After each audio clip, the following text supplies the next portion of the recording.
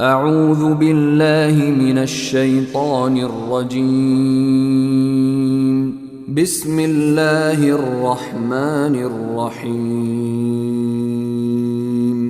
يا أيها الناس اتقوا ربكم الذي خلقكم من نفس واحدة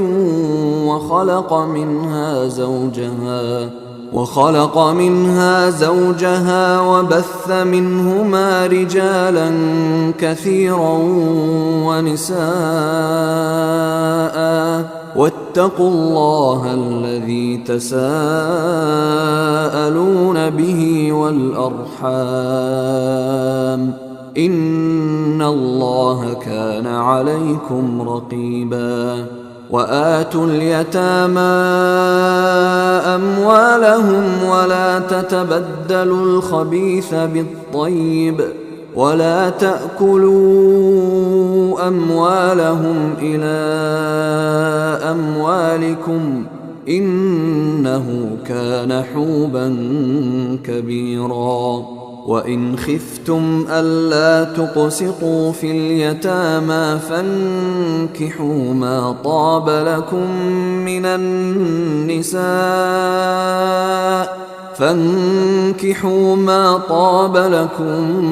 من النساء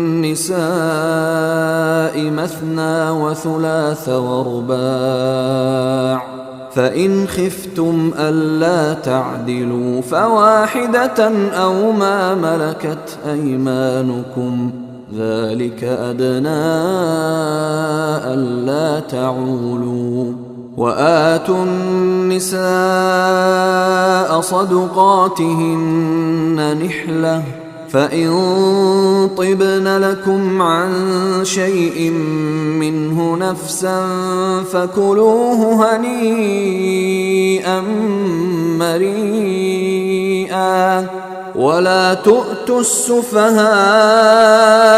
أموالكم التي جعل الله لكم قياما وارزقوهم فيها واكسوهم وقولوا لهم قولا معروفا. وابتلوا اليتامى حتى إذا بلغوا النكاح فإن آنستم منهم رشدا فادفعوا إليهم أموالهم، ولا تأكلوها إسرافا وبدارا أن يكبروا. ومن كان غنيا فليستعفف، ومن كان فقيرا فليأكل بالمعروف. فإذا دفعتم إليهم أموالهم فأشهدوا عليهم، وكفى بالله حسيبا. للرجال نصيب مما ترك الوالدان والأقربون، وللنساء نصيب مما ترك الوالدان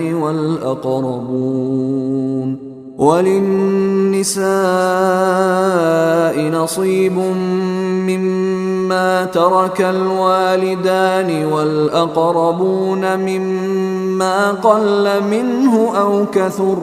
نصيبا مفروضا. وإذا حضر القسمة أولو القربى واليتامى والمساكين فارزقوهم منه وقولوا لهم قولا معروفا. وليخشى الذين لو تركوا من خلفهم ذرية ضعافا خافوا عليهم فليتقوا الله وليقولوا قولا سديدا. إن الذين يأكلون أموال اليتامى ظلما إنما يأكلون في بطونهم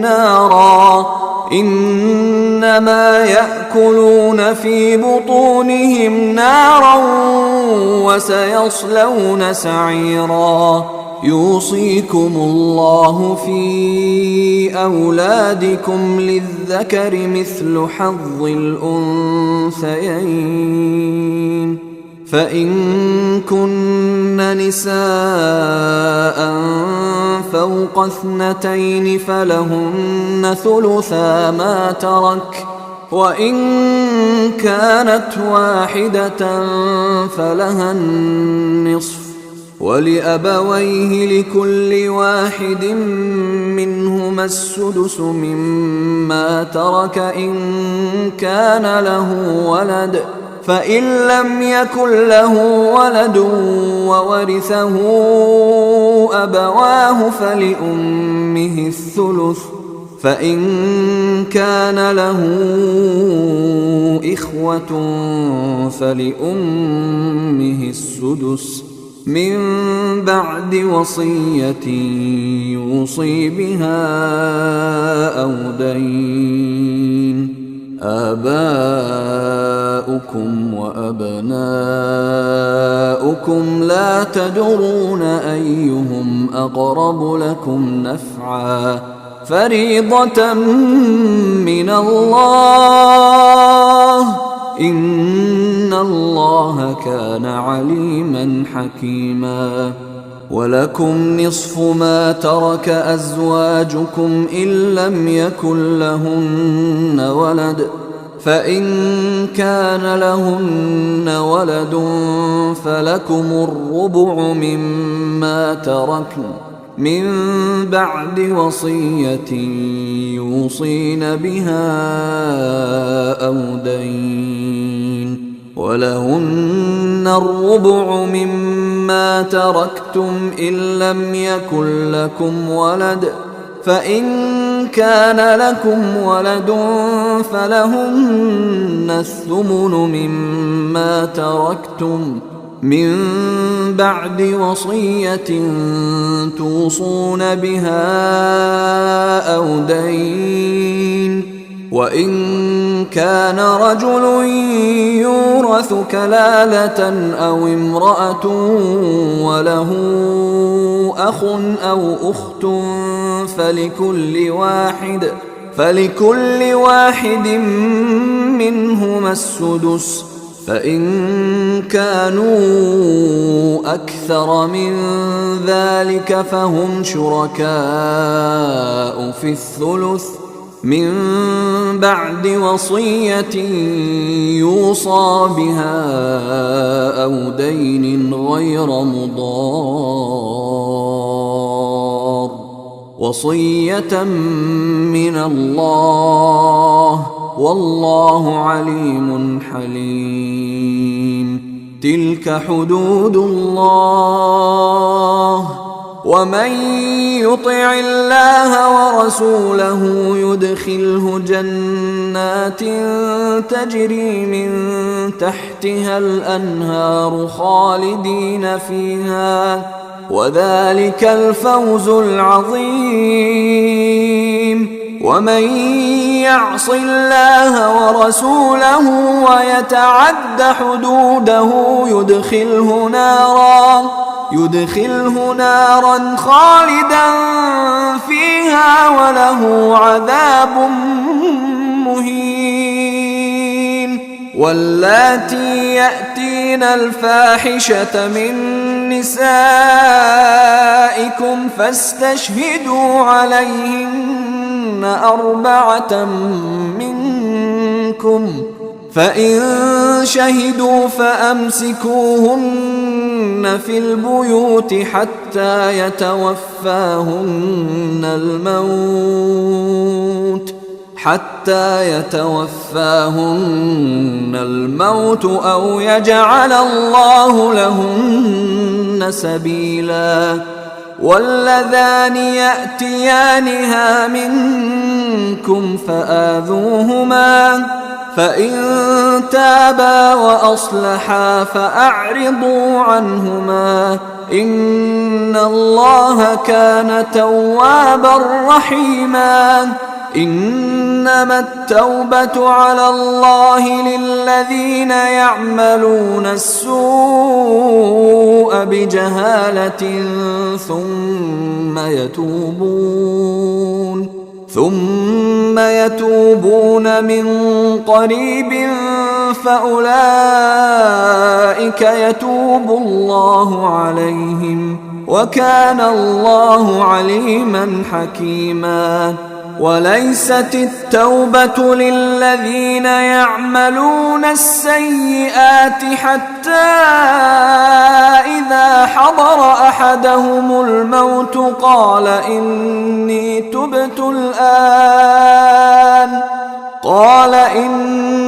تبت الآن ولا الذين يموتون وهم كفار أولئك أعتدنا لهم عذابا أليما. يا أيها الذين آمنوا لا يحل لكم أن ترثوا النساء كرها ولا تعضلوهن لتذهبوا ببعض ما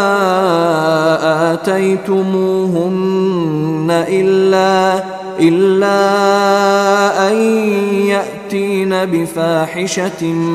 مبينة وعاشروهن بالمعروف فإن كرهتموهن فعسى أن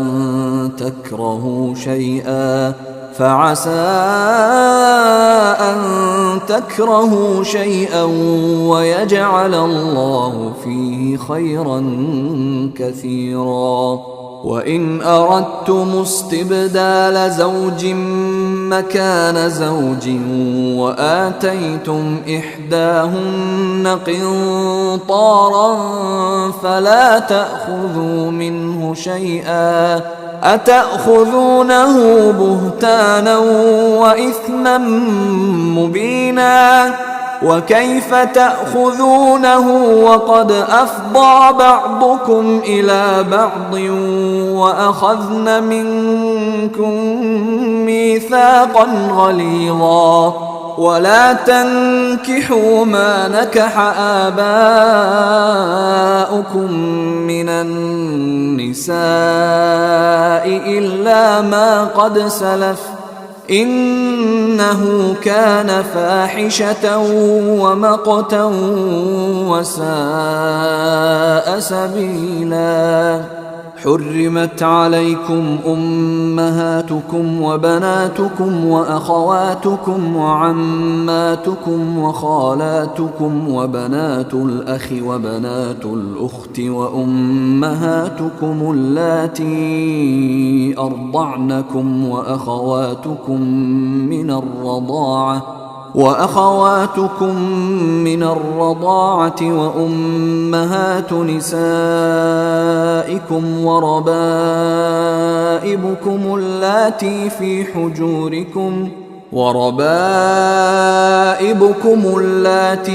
حجوركم من نسائكم اللاتي دخلتم بهن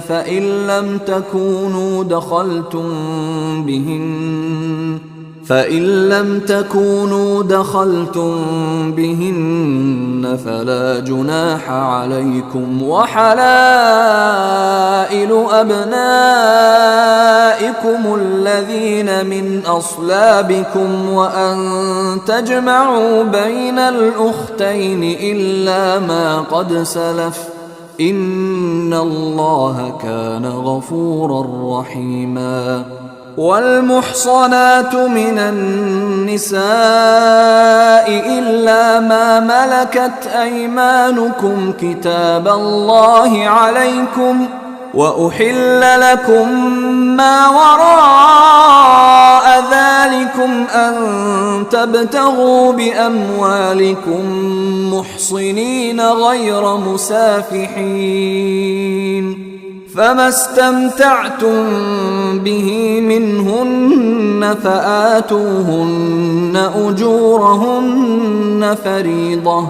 ولا جناح عليكم فيما تراضيتم به من بعد الفريضة، إن الله كان عليما حكيما. ومن لم يستطع منكم طولا أن ينكح المحصنات المؤمنات فمما ملكت أيمانكم من فتياتكم المؤمنات، والله أعلم بإيمانكم بعضكم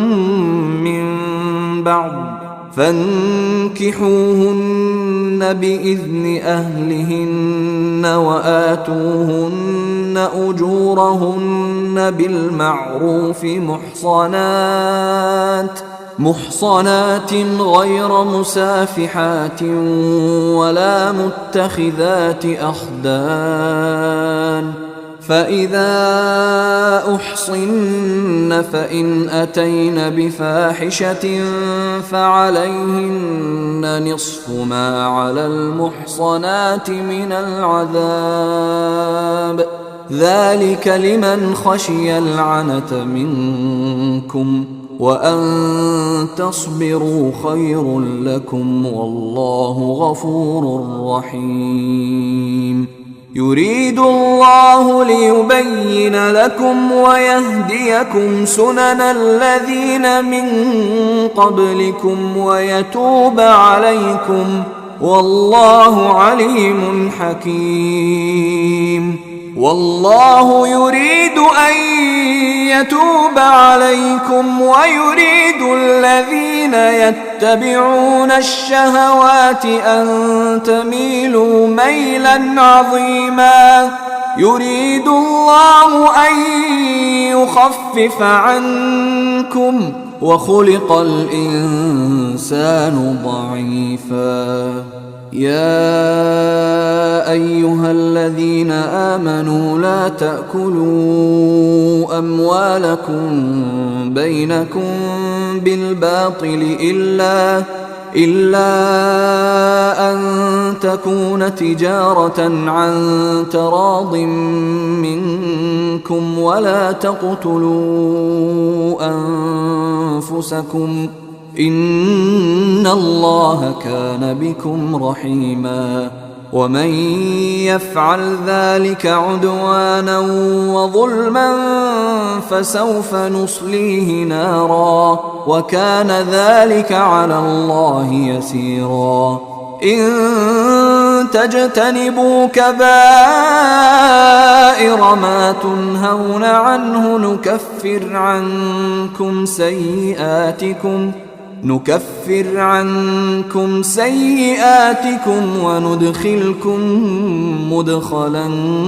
كريما. ولا تتمنوا ما فضل الله به بعضكم على بعض،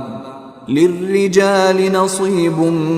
مما اكتسبوا وللنساء نصيب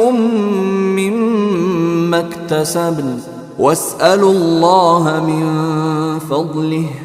إن الله كان بكل شيء عليما. ولكل جعلنا موالي مما ترك الوالدان والأقربون والذين عقدت أيمانكم فآتوهم نصيبهم، إن الله كان على كل شيء شهيدا.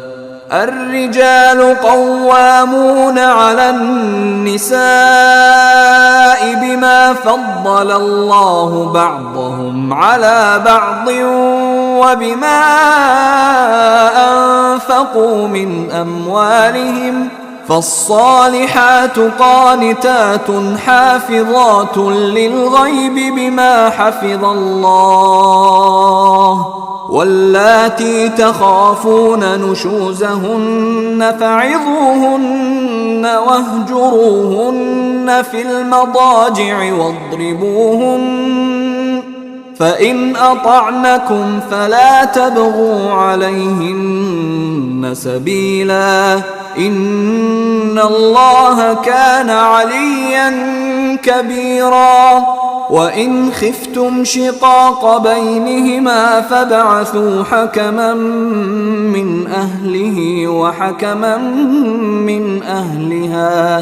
فابعثوا حكما من أهله وحكما من أهلها إن يريدا إصلاحا يوفق الله بينهما إن الله كان عليما خبيرا واعبدوا الله ولا تشركوا به شيئا وبالوالدين إحسانا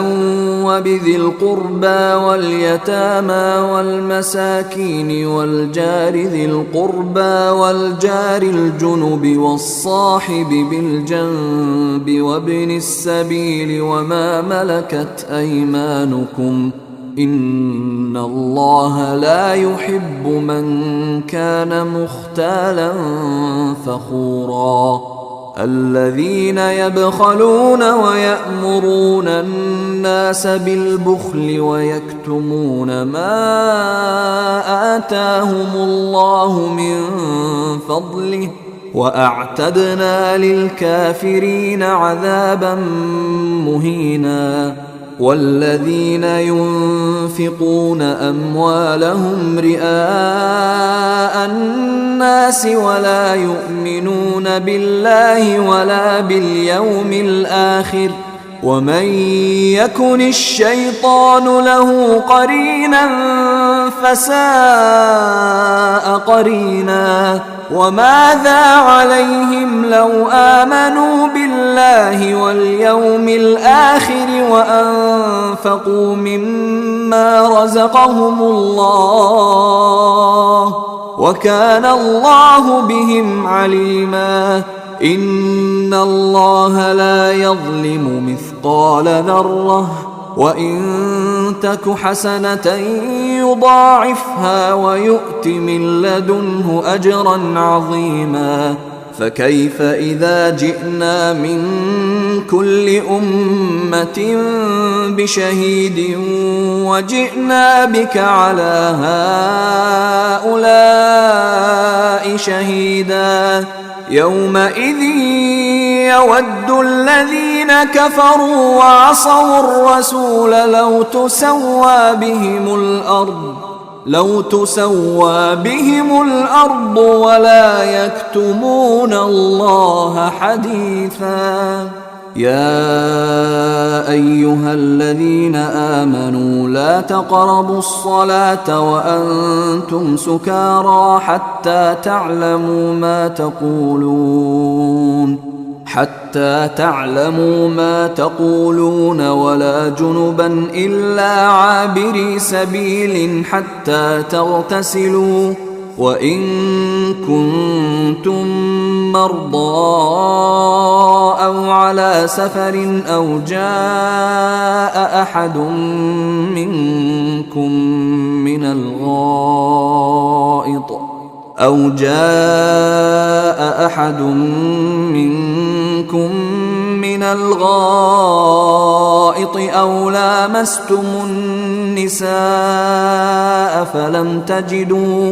أو لامستم النساء فلم تجدوا ماء فتيمموا صعيدا طيبا فامسحوا بوجوهكم وأيديكم إن الله كان عفوا غفورا ألم تر إلى الذين أوتوا نصيبا من الكتاب يشترون الضلالة ويريدون أن تضلوا السبيل والله أعلم بأعدائكم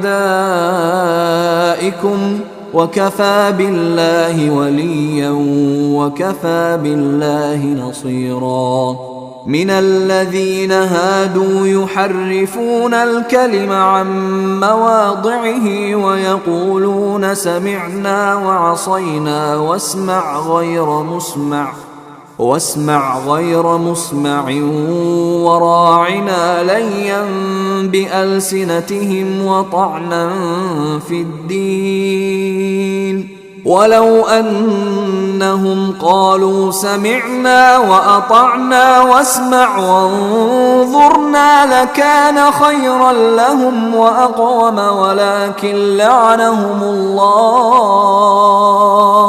ولكن لعنهم الله بكفرهم فلا يؤمنون إلا قليلا. يا أيها الذين أوتوا الكتاب آمنوا بما نزلنا مصدقا لما معكم من قبل أن نطمس وجوها فنردها على أدبارها أو نلعنهم كما لعنا أصحاب السبت وكان أمر الله مفعولا. إن الله لا يغفر أن يشرك به ويغفر ما دون ذلك لمن يشاء ومن يشرك بالله فقد افترى إثما عظيما. ألم تر إلى الذين يزكون أنفسهم بل الله يزكي من يشاء ولا يظلمون فتيلا. انظر كيف يفترون على الله الكذب وكفى به إثما مبينا. ألم تر إلى الذين أوتوا نصيبا من الكتاب يؤمنون بالجبت والطاغوت ويقولون للذين كفروا هؤلاء أهدى من الذين آمنوا سبيلا. أولئك الذين لعنهم الله ومن يلعن الله فلن تجد له نصيرا. أم لهم نصيب من الملك فإذا لا يؤتون الناس نقيرا. أم يحسدون الناس على ما آتاهم الله من فضله فقد آتينا آل إبراهيم الكتاب والحكمة وآتيناهم ملكا عظيما. فمنهم من آمن به ومنهم من صد عنه وكفى بجهنم سعيرا. إن الذين كفروا بآياتنا سوف نصليهم نارا كلما نضجت جلودهم بدلناهم جلودا غيرها ليذوقوا العذاب إن الله كان عزيزا حكيما. والذين آمنوا وعملوا الصالحات سندخلهم جنات تجري من تحتها الأنهار خالدين فيها أبدا لهم فيها أزواج مطهرة وندخلهم ظلا ظليلا. إن الله يأمركم أن تؤدوا الأمانات إلى أهلها وإذا حكمتم بين الناس أن تحكموا بالعدل إن الله نعم ما يعظكم به إن الله كان سميعا بصيرا. يا أيها الذين آمنوا أطيعوا الله وأطيعوا الرسول وأولي الأمر منكم فإن تنازعتم في شيء فردوه إلى الله والرسول إن كنتم تؤمنون بالله واليوم الآخر ذلك خير وأحسن تأويلا. ألم تر إلى الذين يزعمون أنهم آمنوا بما أنزل إليك وما أنزل من قبلك يريدون أن يتحاكموا إلى الطاغوت وقد أمروا أن يكفروا به ويريد الشيطان أن يضلهم ضلالا بعيدا. وإذا قيل لهم تعالوا إلى ما أنزل الله وإلى الرسول رأيت المنافقين يصدون عنك صدودا. فكيف إذا أصابتهم مصيبة بما قدمت أيديهم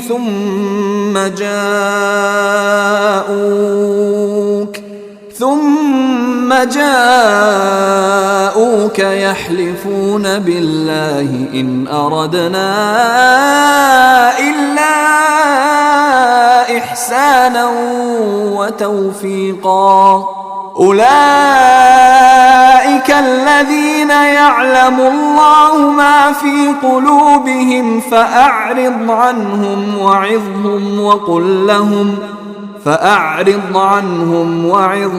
وقل لهم في أنفسهم قولا بليغا. وما أرسلنا من رسول إلا ليطاع بإذن الله ولو أنهم إذ ظلموا أنفسهم جاءوك فاستغفروا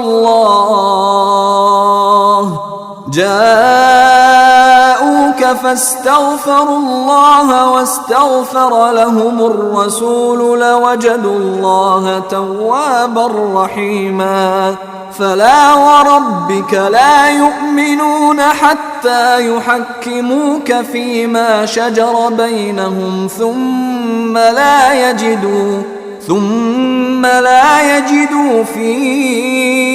أنفسهم حرجا مما قضيت ويسلموا تسليما. ولو أنا كتبنا عليهم أن اقتلوا أنفسكم أو اخرجوا من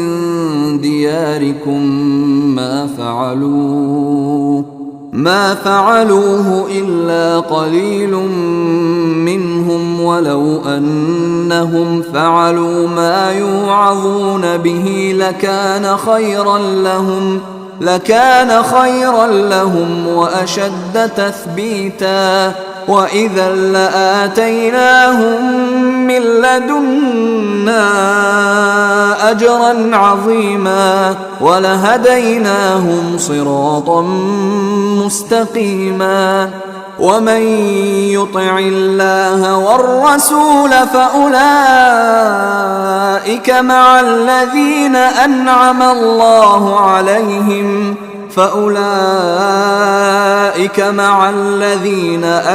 الله عليهم من النبيين والصديقين والشهداء والصالحين وحسن أولئك رفيقا. ذلك الفضل من الله وكفى بالله عليما. يا أيها الذين آمنوا خذوا حذركم فانفروا ثبات أو انفروا جميعا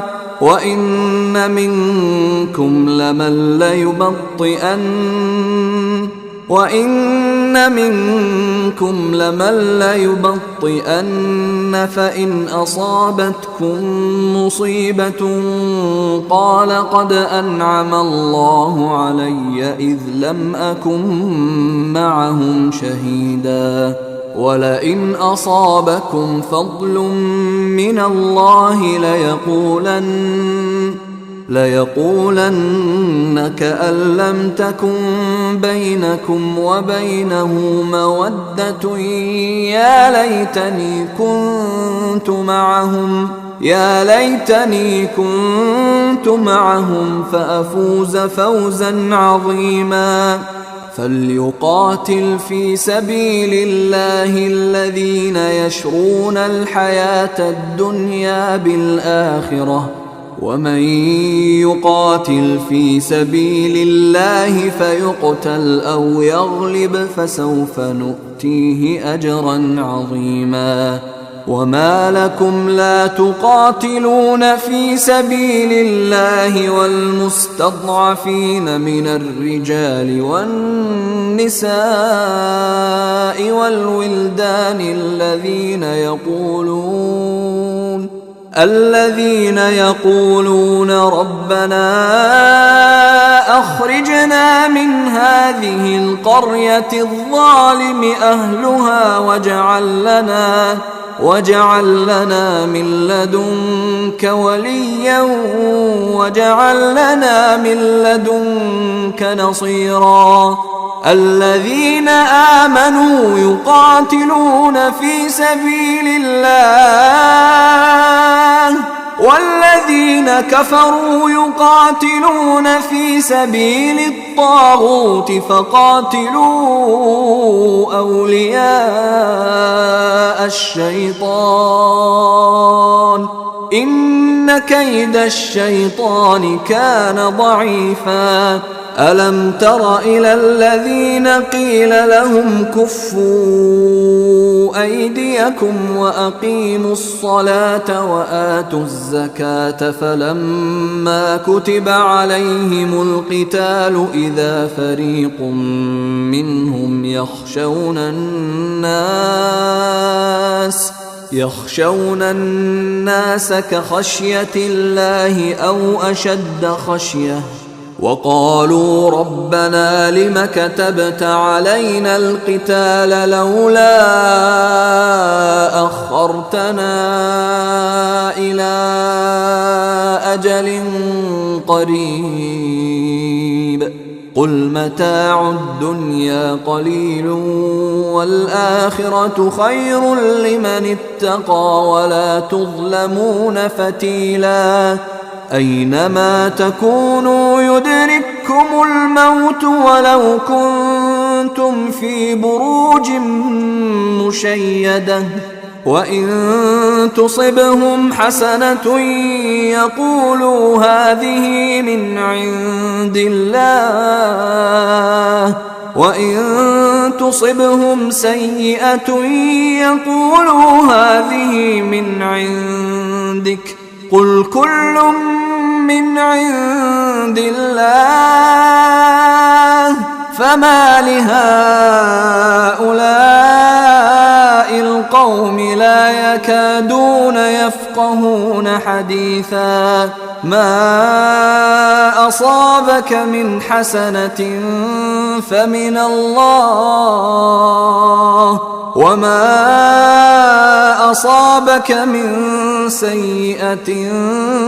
فمن نفسك وأرسلناك للناس رسولا وكفى بالله شهيدا من يطع الرسول فقد أطاع الله ومن تولى فما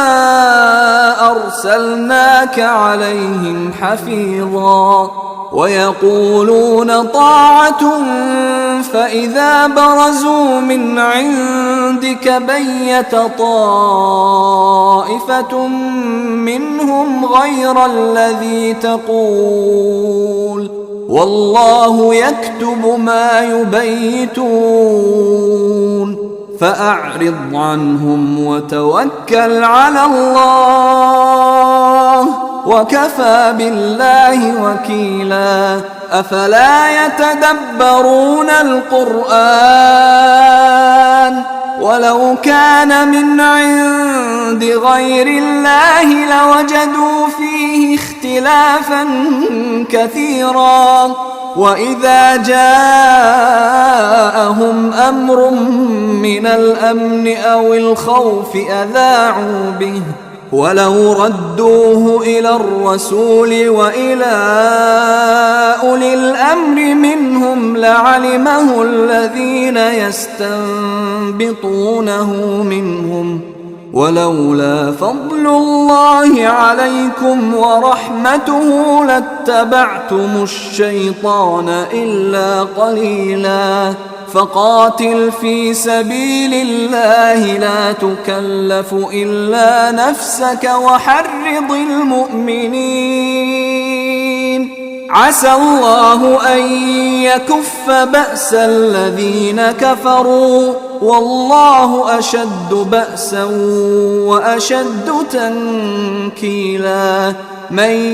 يشفع شفاعة حسنة يكن له نصيب منها ومن يشفع شفاعة سيئة يكن له كفل منها وكان الله على كل شيء مقيتا وإذا حييتم بتحية فحيوا بأحسن منها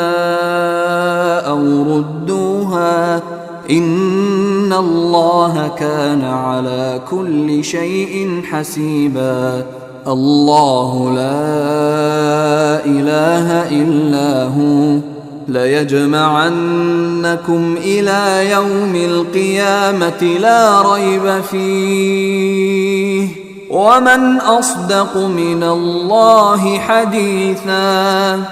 فما لكم في المنافقين فئتين والله أركسهم بما كسبوا أتريدون أن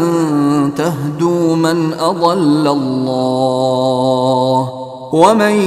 يضلل الله فلن تجد له سبيلا ودوا لو تكفرون كما كفروا فتكونون سواء فلا تتخذوا منهم أولياء حتى يهاجروا في سبيل الله فإن تولوا فخذوهم وَاقْتُلُوهُمْ حيث وجدتموهم ولا تتخذوا منهم وليا ولا نصيرا إلا الذين يصلون إلى قوم بينكم وبينهم ميثاق أو جاءوكم حصرت صدورهم أن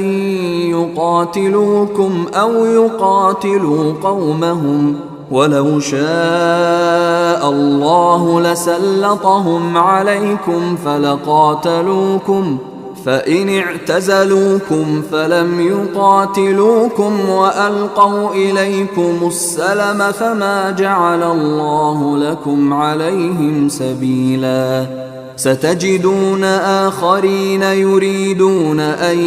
يأمنوكم ويأمنوا قومهم كلما ردوا إلى الفتنة أركسوا فيها فإن لم يعتزلوكم ويلقوا إليكم السلم ويكفوا أيديهم فخذوهم واقتلوهم حيث ثقفتموهم وأولئكم أولئكم جعلنا لكم عليهم سلطانا مبينا وما كان لمؤمن أن يقتل مؤمنا إلا خطأ ومن قتل مؤمنا خطأ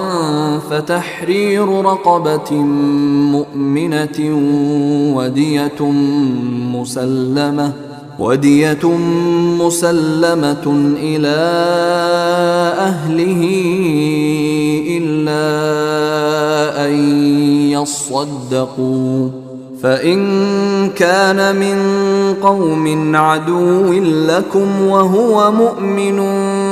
فتحرير رقبة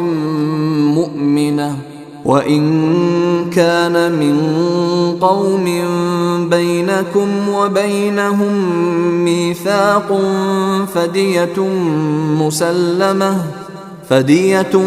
مسلمة إلى أهله وتحرير رقبة مؤمنة فمن لم يجد فصيام شهرين متتابعين توبة من الله وكان الله عليما حكيما ومن يقتل مؤمنا متعمدا فجزاؤه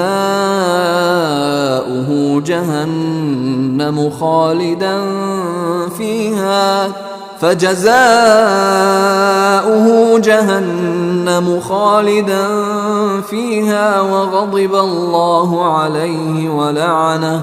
وغضب الله عليه ولعنه وأعد له عذابا عظيما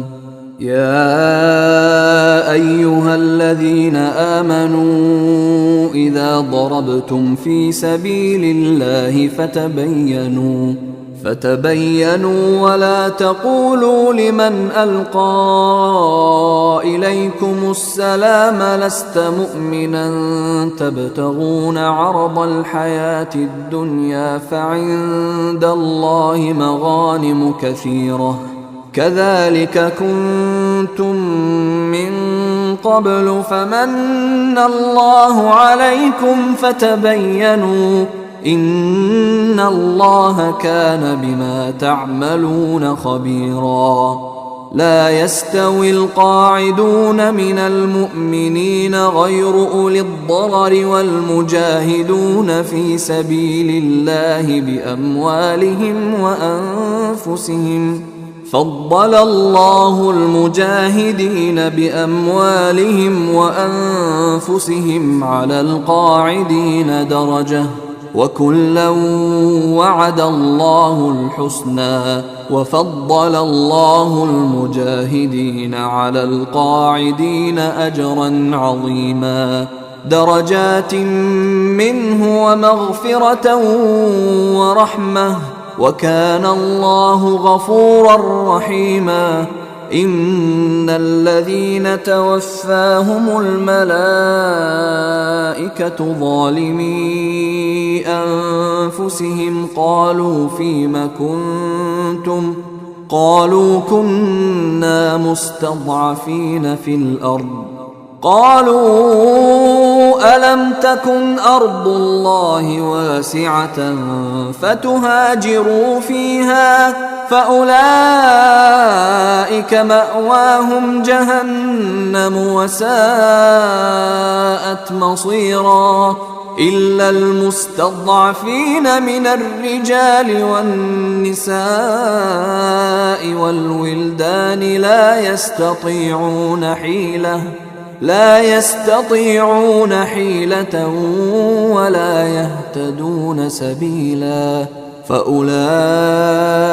عسى الله أن يعفو عنهم وكان الله عفوا غفورا ومن يهاجر في سبيل الله يجد في الأرض مراغما كثيرا وسعة ومن يخرج من بيته مهاجرا إلى الله ورسوله ثم يدركه الموت ثم يدركه الموت فقد وقع أجره على الله، وكان الله غفورا رحيما. وإذا ضربتم في الأرض فليس عليكم جناح أن تقصروا من الصلاة إن خفتم أن يفتنكم الذين كفروا، إن الكافرين كانوا لكم عدوا مبينا. وإذا كنت فيهم فأقمت لهم الصلاة فلتقم طائفة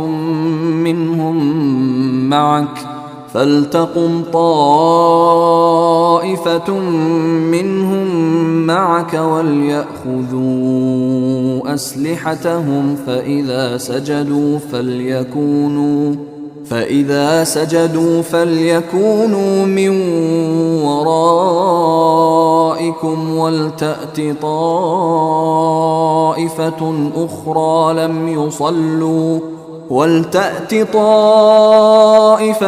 أخرى لم يصلوا فليصلوا معك وليأخذوا حذرهم وأسلحتهم. وَدَّ الَّذِينَ كَفَرُوا لَوْ تَغْفُلُونَ عَنْ أَسْلِحَتِكُمْ وَأَمْتِعَتِكُمْ فَيَمِيلُونَ عَلَيْكُمْ مَيْلَةً وَاحِدَةً. وَلَا جُنَاحَ عَلَيْكُمْ إِن كَانَ بِكُمْ أَذًى مِّن مَّطَرٍ أَوْ كُنتُم مَّرْضَىٰ أَن تَضَعُوا أَسْلِحَتَكُمْ وَخُذُوا حِذْرَكُمْ، إِنَّ اللَّهَ أَعَدَّ لِلْكَافِرِينَ عَذَابًا مُّهِينًا.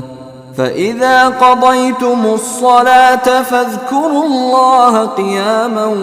وقعودا وعلى جنوبكم، فإذا اطمأننتم فأقيموا الصلاة، إن الصلاة كانت على المؤمنين كتابا موقوتا. ولا تهنوا في ابتغاء القوم إن تكونوا تألمون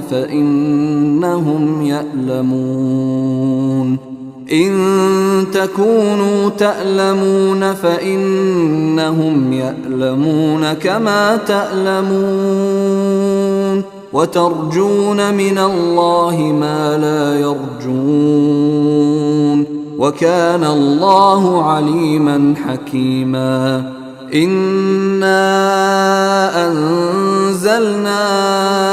إليك الكتاب بالحق لتحكم بين الناس بما أراك الله، ولا تكن للخائنين خصيما، واستغفر الله، إن الله كان غفورا رحيما. ولا تجادل عن الذين يختانون أنفسهم، إن الله لا يحب من كان خوانا أثيما، يستخفون من الناس ولا يستخفون من الله وهو معهم إذ يبيتون ما لا يرضى من القول، وكان الله بما يعملون محيطا. ها أنتم هؤلاء جادلتم عنهم في الحياة الدنيا، فمن يجادل الله عنهم يوم القيامة أم من يكون عليهم وكيلا؟ ومن يعمل سوءا أو يظلم نفسه ثم يستغفر الله يجد الله غفورا رحيما. ومن يكسب إثما فإنما يكسبه على نفسه، وكان الله عليما حكيما. ومن يكسب خطيئة أو إثما ثم يرم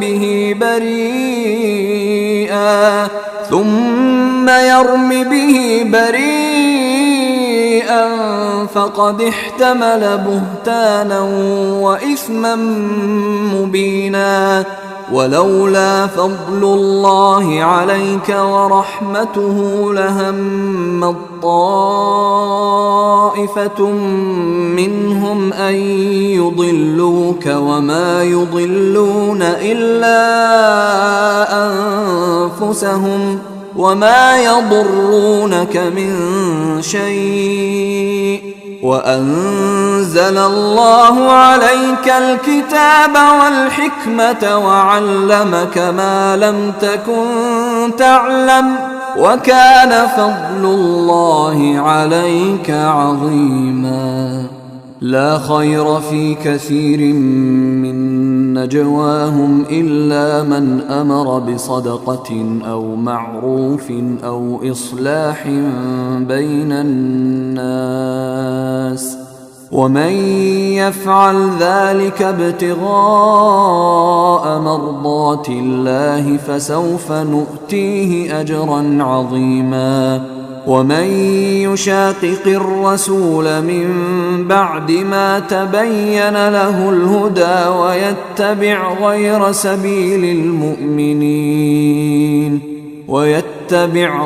سبيل المؤمنين نوله ما تولى ونصله جهنم وساءت مصيرا. إن الله لا يغفر أن يشرك به ويغفر ما دون ذلك لمن يشاء ومن يشرك بالله فقد ضل ضلالا بعيدا. إن يدعون من دونه إلا إناثا وإن يدعون إلا شيطانا مريدا لعنه الله وقال لأتخذن من عبادك نصيبا مفروضا ولأضلنهم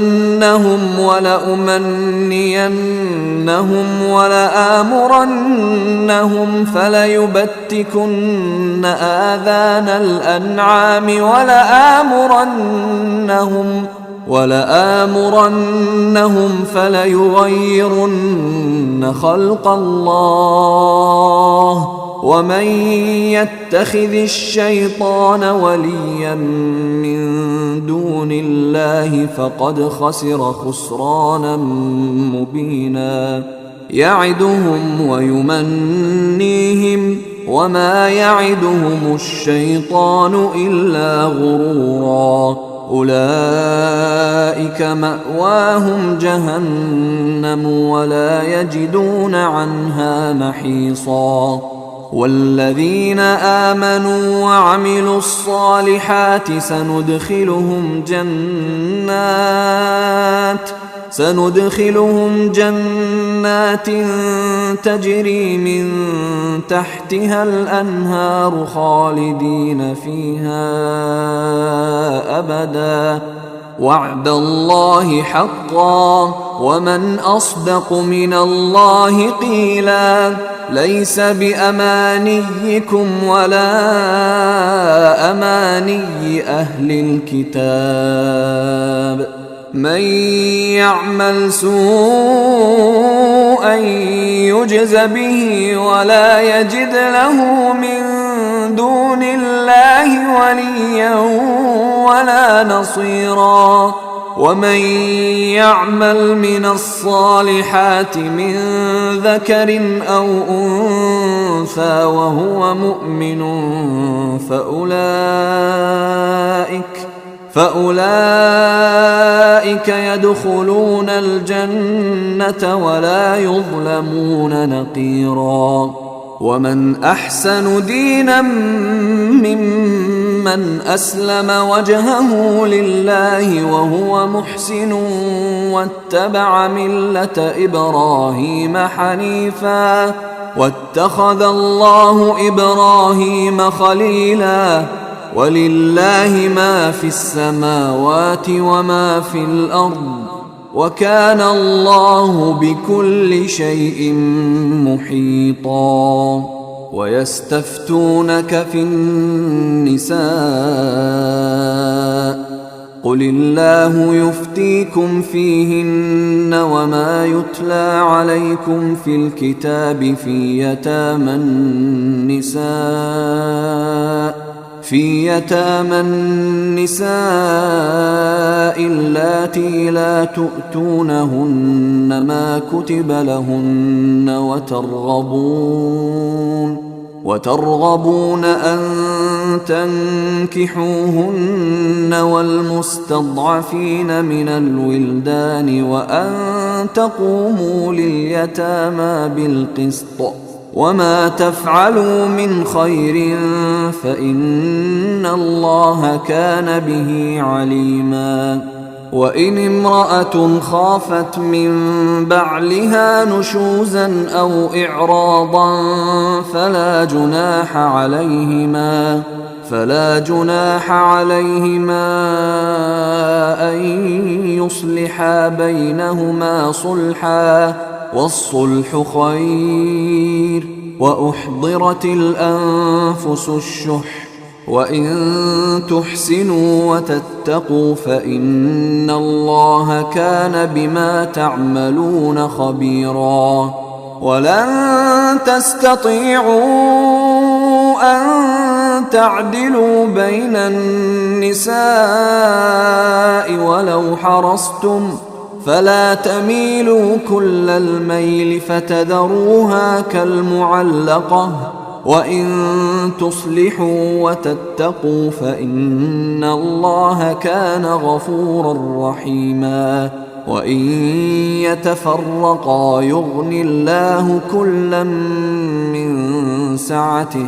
وكان الله واسعا حكيما ولله ما في السماوات وما في الأرض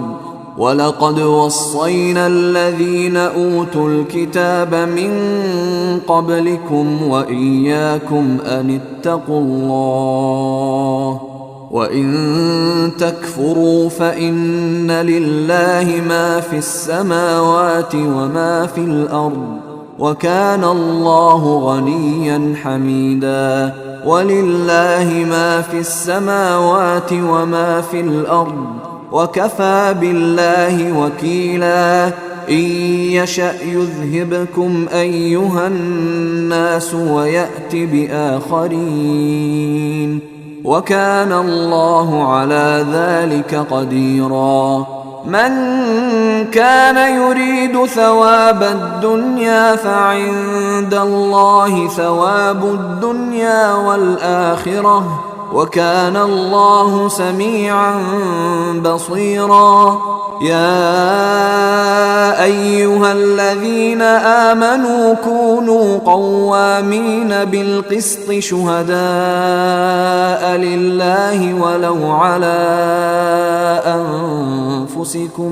ولو على أنفسكم أو الوالدين والأقربين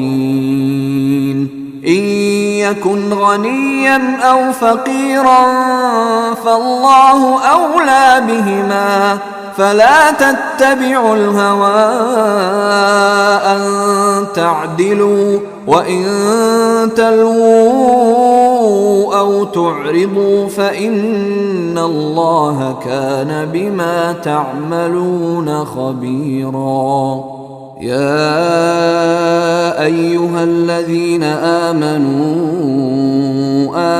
بالله ورسوله والكتاب الذي نزل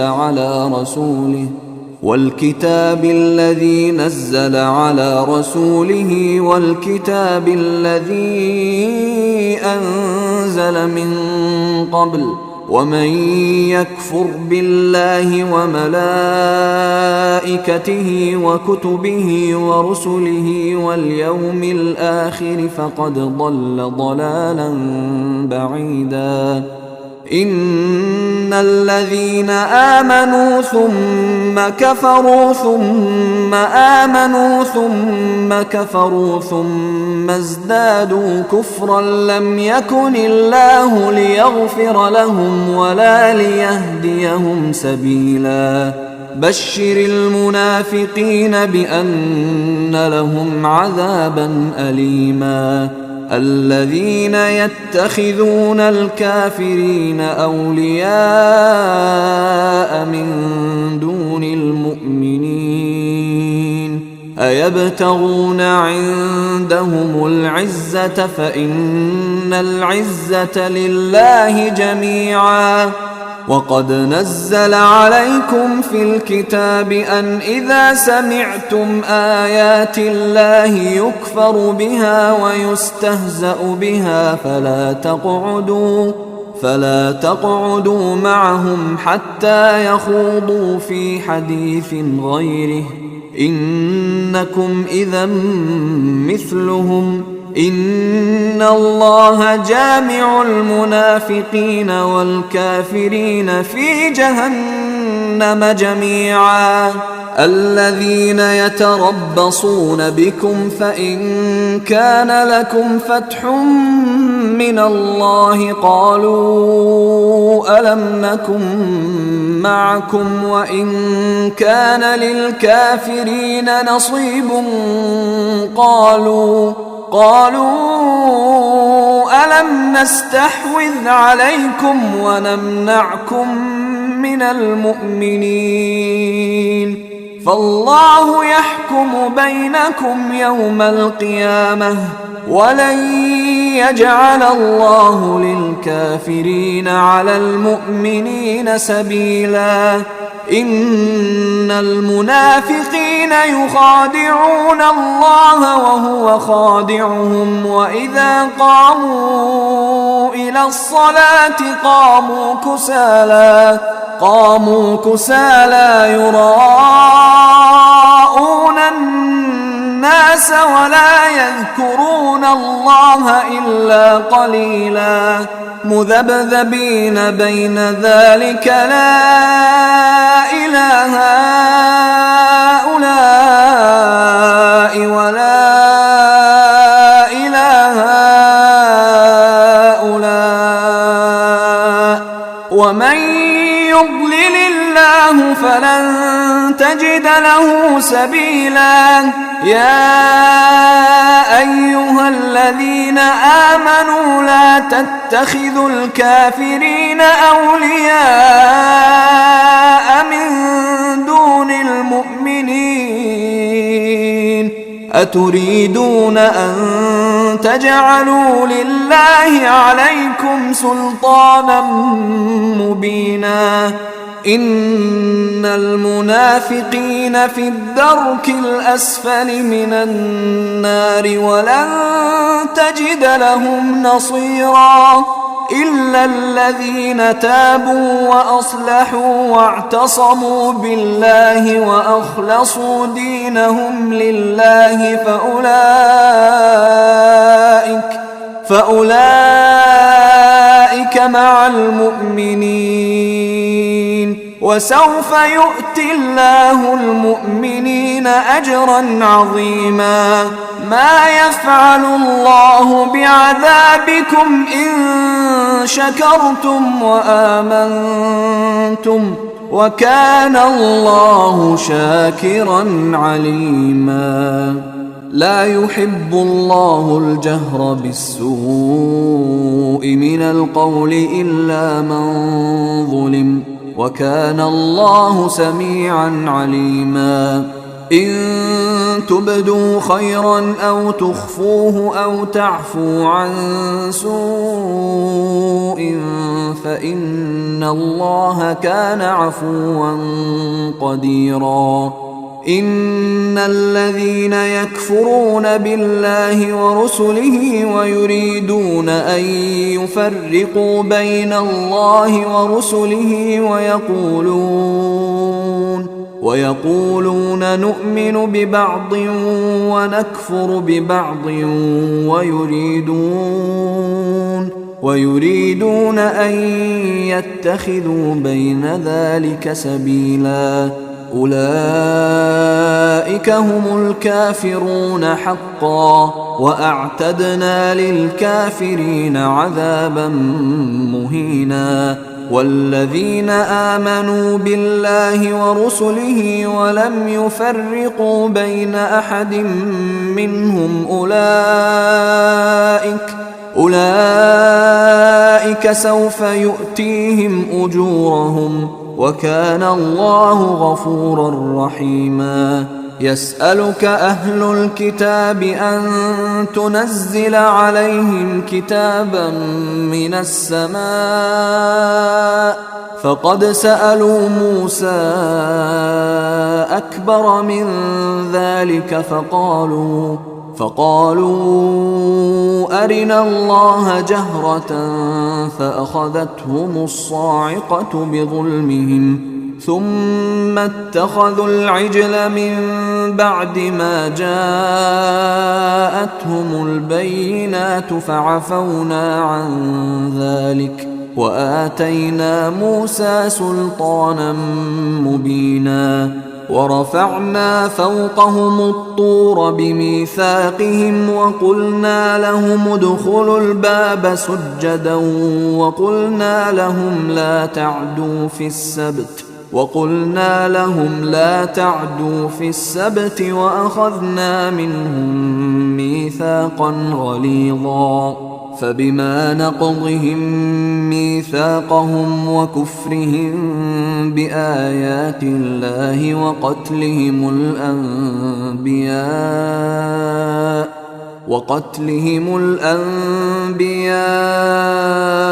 بغير حق وقولهم قلوبنا غلف بل طبع الله عليها بكفرهم فلا يؤمنون إلا قليلا وبكفرهم وقولهم على مريم بهتانا عظيما وقولهم إنا قتلنا المسيح عيسى ابن مريم رسول الله وما قتلوه وما صلبوه ولكن شبه لهم وإن الذين اختلفوا فيه لفي شك منه ما لهم به من علم إلا اتباع الظن وما قتلوه يقينا بل رفعه الله إليه وكان الله عزيزا حكيما وإن من أهل الكتاب إلا ليؤمنن به قبل موته ويوم القيامة يكون عليهم شهيدا فبظلم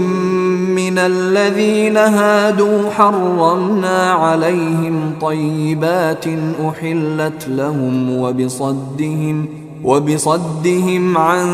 سبيل الله كثيرا وأخذهم الربا وقد نهوا عنه وأكلهم أموال الناس بالباطل وأعتدنا للكافرين منهم عذابا أليما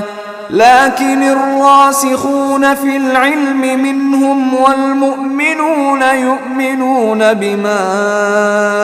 أنزل إليك وما أنزل من قبلك والمقيمين الصلاة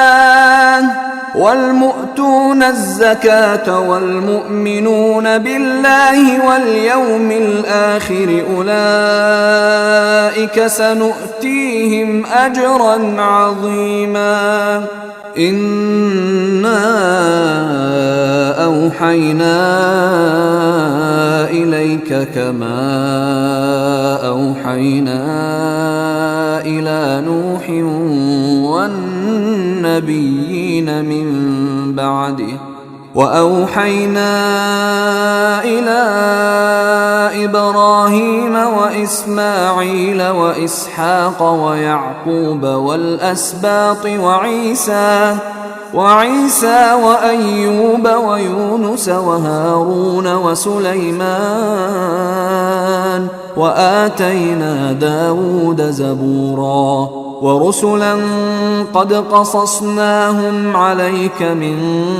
قبل ورسلا لم نقصصهم عليك وكلم الله موسى تكليما رسلا مبشرين ومنذرين لئلا يكون للناس على الله حجة بعد الرسل وكان الله عزيزا حكيما. لكن الله يشهد بما أنزل إليك أنزله بعلمه والملائكة يشهدون وكفى بالله شهيدا. إن الذين كفروا وصدوا عن سبيل الله قد ضلوا ضلالا بعيدا. إن الذين كفروا وظلموا لم يكن الله ليغفر لهم ولا ليهديهم طريقا إلا طريق جهنم خالدين فيها أبدا وكان ذلك على الله يسيرا. يا أيها الناس قد جاءكم الرسول بالحق من ربكم فآمنوا خيرا لكم وإن تكفروا فإن لله ما في السماوات والأرض وكان الله عليما حكيما. يا أهل الكتاب لا تغلوا في دينكم ولا تقولوا على الله إلا الحق إنما المسيح عيسى ابن مريم رسول الله وكلمته ألقاها إلى مريم وروح منه فآمنوا بالله ورسله ولا تقولوا ثلاثة انتهوا خيرا لكم إنما الله إله واحد سبحانه أن يكون له ولد له ما في السماوات وما في الأرض وكفى بالله وكيلا. لن يستنكف المسيح أن يكون عبدا لله ولا الملائكة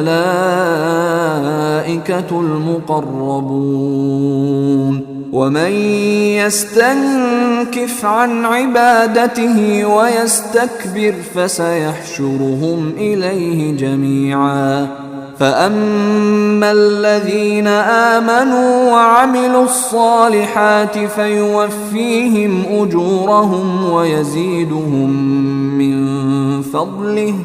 وأما الذين استنكفوا واستكبروا فيعذبهم عذابا أليما ولا يجدون لهم من دون الله وليا ولا نصيرا. يا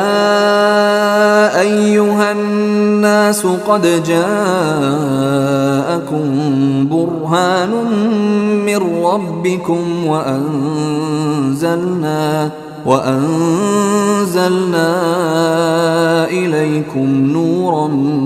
مبينا. فأما الذين آمنوا بالله واعتصموا به فسيدخلهم في